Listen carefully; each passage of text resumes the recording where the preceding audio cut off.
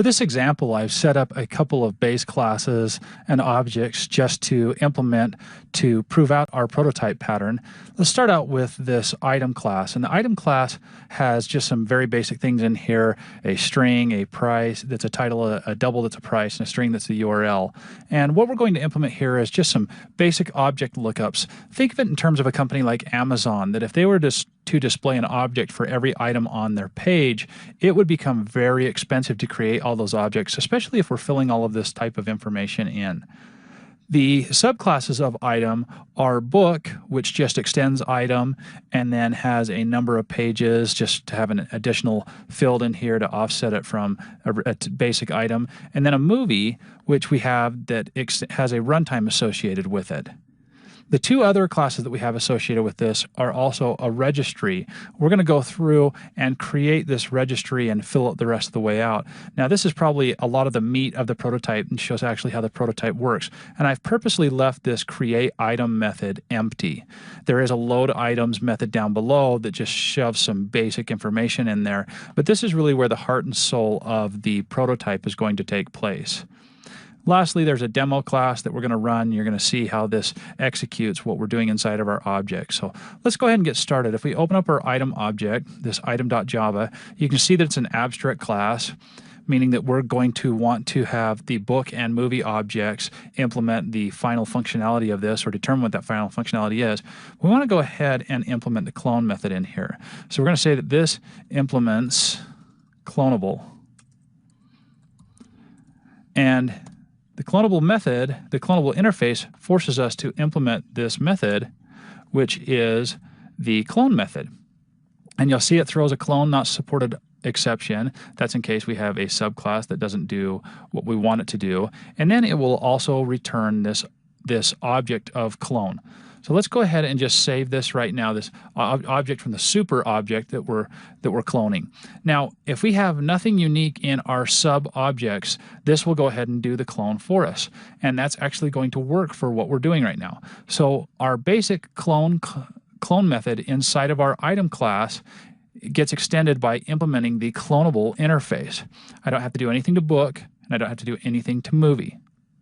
Now let's go ahead and go over to our registry now and look at our create item method. So this is just a method that we've created, and it's our own basic registry. There's many types of registry that you could implement out there, but we're going to go ahead and just put a little try catch here.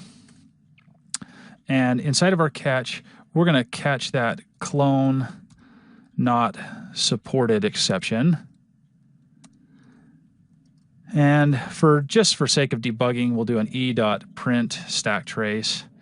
We'd want to do something a little bit more official inside of our class if we were going to use it for production code. Now let's go ahead and say item equals, and we'll want to cast this because it returns an object, items dot get type dot clone.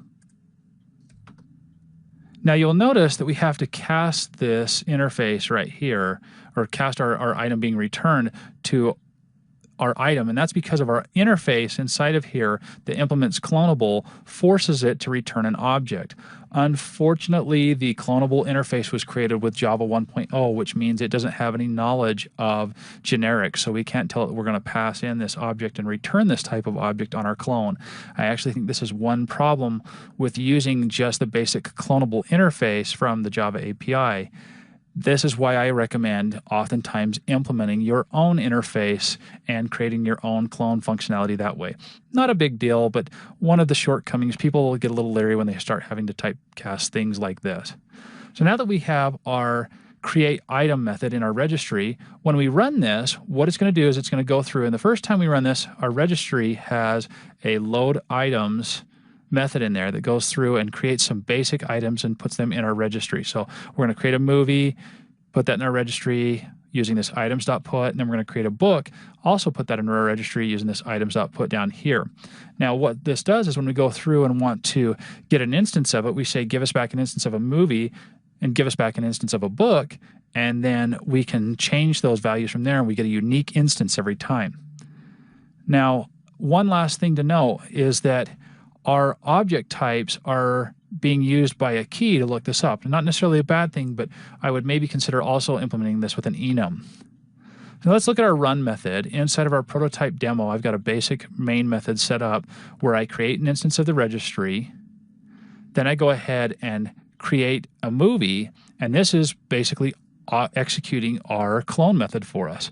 And then I have my instance and can do whatever I want with it, override whatever values I want to, and manipulate whatever fields I want. So it gives us a way to set up some defaults that we want for each object that's going to be returned without having that heavyweight expense of create an object every time. Think if you had 10,000 objects on the page, which, believe it or not, is a common problem if you're implementing like a Hibernate where it creates a lot of objects and returns those. It can be very object or labor intensive to return that information. So now let's go ahead and run this. It's going to go through, create the registry, create an instance of a movie, print it out just so we can see what the address is and all the various information with it. Then it's going to create another one and show us that it's also a unique instance and go ahead and give us our values back. So let's right click and say run as Java application. And you'll see down below here that we have returned an object of type movie with this address, and it says what its runtime is, and we didn't override that runtime. That's why it's still stuck at 2 hours. And then we have the creational patterns in Java, and then we created another instance, which is movie down here with its own unique instance, and it's a unique object address, and then it has a runtime of 2 hours as well, and it's looking at the gang of 4.